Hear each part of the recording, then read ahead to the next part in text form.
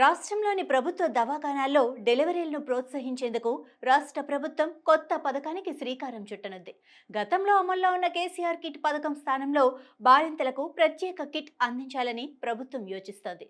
ఈ మేరకు సంబంధిత శాఖల అధికారులు ప్రతిపాదనలను సిద్ధం చేసి సీఎం రేవంత్ రెడ్డి దృష్టికి తీసుకెళ్లినట్లు తెలిసింది.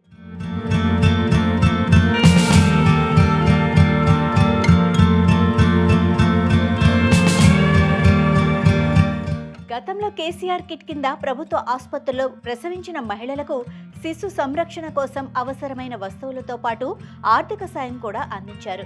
ఈ కిట్లో బేబీ సోప్, ఆయిల్, దుస్తులు, దోమతెరలు, నాప్కిన్స్ వంటి 16 రకాల వస్తువులుండగా వాటితో పాటు 3 దశల్లో 12,000 ఆర్థిక సాయం అందేది.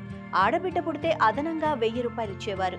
ఈ పథకంతో ప్రభుత్వ హాస్పిటల్స్ లో ప్రసవాలు పెరగటమే కాకుండా శిశు మరణాల రేటు తగ్గింది.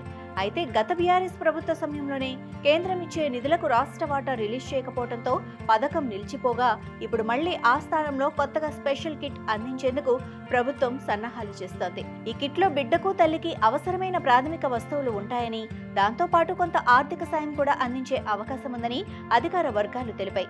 ఈ పథకం ద్వారా పేద కుటుంబాల్లోని గర్భిణీలు ప్రభుత్వ ఆసుపత్రుల్లో డెలివరీలు చేయించుకునేలా ప్రోత్సహించడమే లక్ష్యంగా పెట్టుకున్నట్లు వివరించారు.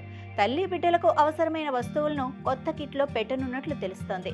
గతంలో కేసీఆర్ కిట్లో ఇచ్చిన కొన్ని వస్తువులతో పాటు మరికొన్నింటిని కలిపిచ్చేలా ప్లాన్ చేస్తున్నారు.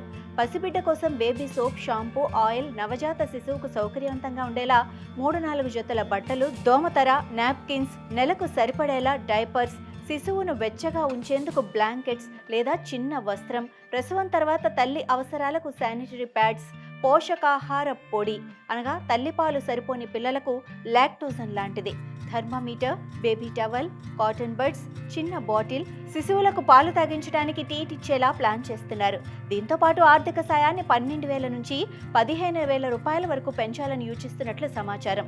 రాష్ట్ర ప్రభుత్వం ఇప్పటికే మహిళల కోసం అనేక పథకాలను అమలు చేస్తుండగా ఈ ప్రత్యేక కిట్ స్కీమ్ను కూడా అమలు చేస్తే రాష్ట్రంలోని గ్రామీణ ప్రాంతాల్లో ప్రభావం చూపిస్తుందని ప్రభుత్వం భావిస్తోంది.